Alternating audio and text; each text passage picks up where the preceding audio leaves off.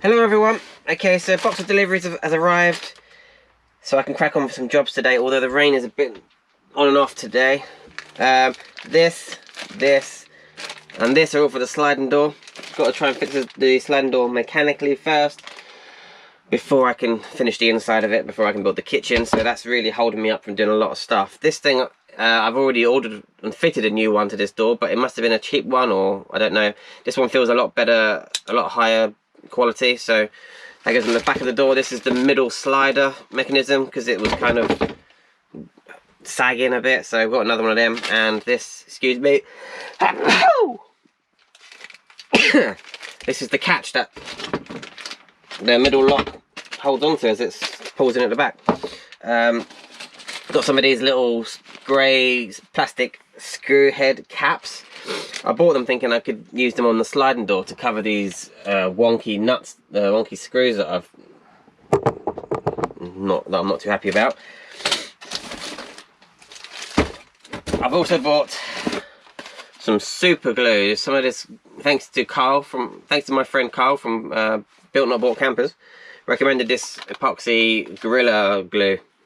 That is to fix the magnetic catches to these doors, because the doors are 8mm thin.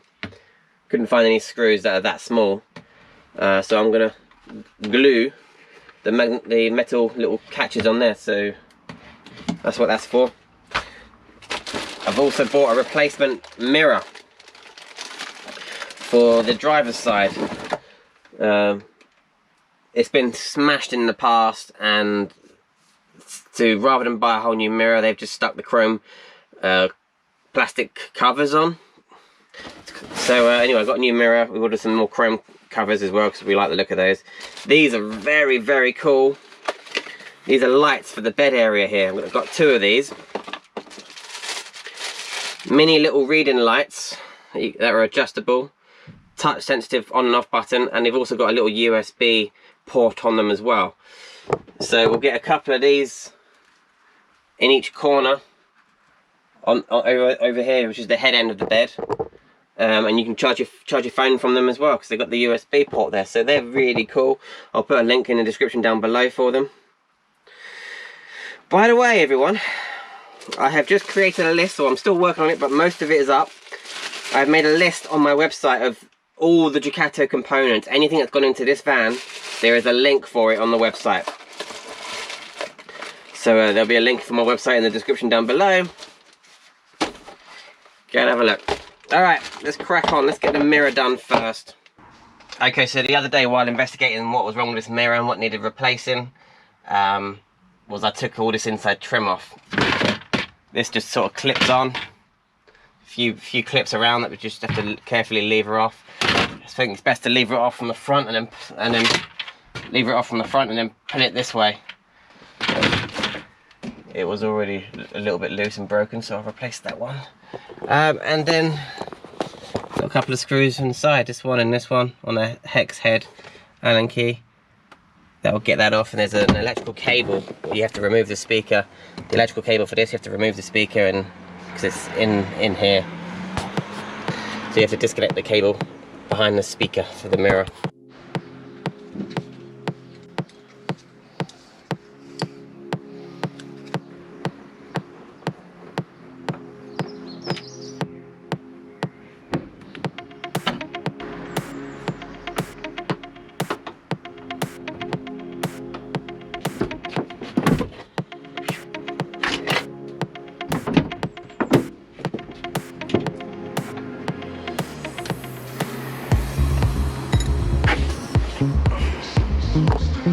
This is the old mirror. Not only is it cracked on that bit, it's broken on here. It's also broken on this corner, and they've just glued this casing onto it. So let's get the new one.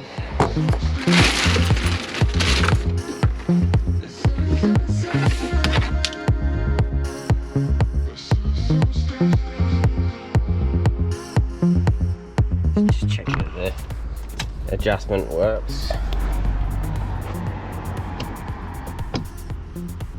Yep, top one works.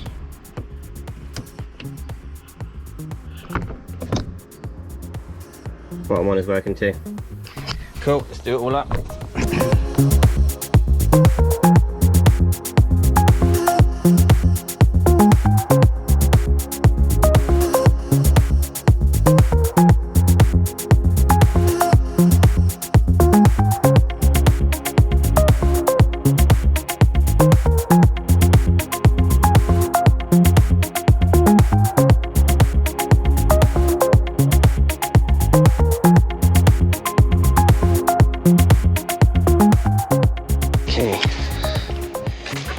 I'm going to replace this.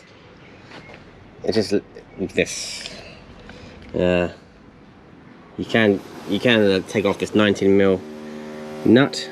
I might just try and take off these Allen key headed things, and then the whole thing should slide out.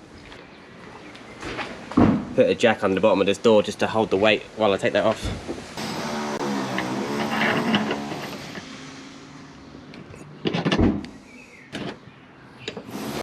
Old one, new one. I was hoping to see the difference on the size of this back wheel, but they look about similar, but can't hurt to fit a new one.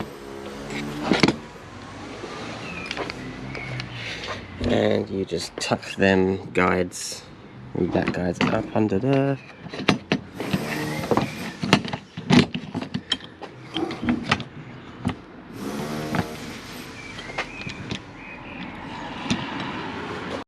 So I fitted it, but now we need to adjust the height of the door, and you can do that with this, because this little catch here is too low, if you can see what I mean. So I'm going to play around with this and hopefully raise the door a bit. So to adjust the height of this, you have to use an Allen key in the top of this. I've run out of adjustment now though, because I've got all this thread in here. But that meets up nicely, but it still looks like it's hanging slightly. I can't adjust this for... I think it's as good as I can get it. Someone help me. Give me some pointers on how to adjust these doors. I'm gonna replace that now with this. It's supposed to have a little rubber thing on the end, which that doesn't have anymore. So I've taken this off, which goes at the top of that door. And the problem with this is, which way does it go? That way. This is when the pin from that's on the van comes into here. Firstly, it's missing this because this is pinging back too far. It's only supposed to stop like about there, but it keeps going, so the pin misses it. This is the new one. So you can see it doesn't go any further than that. The pin can catch that rubber. This is much better.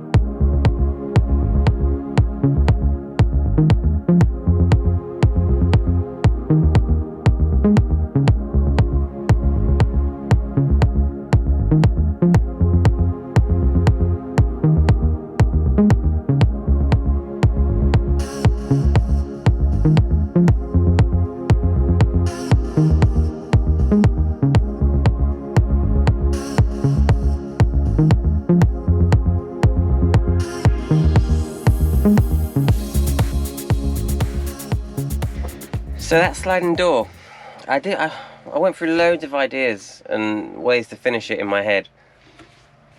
I was going to just cover the whole thing with ply, carpeted ply, like I did the back doors, but in the end we just painted it, all the inside of it white, insulated, sound deadened, insulated, vapor barrier, and then just covered the inserts with carpeted ply. All I need to do now is put some rubber trim on the cut edge of the van, you know, the window edge, and then that door will look quite nice and smart. It does look quite nice. The thing is, if whoever buys the van doesn't like it, they can change whatever they like, can't they? But anyway, I think it's alright. Let me know what you think. Yeah, let me know what you think, because I'm interested to know what everyone else thinks. Alright, thank you for watching. See you next week. Bye bye.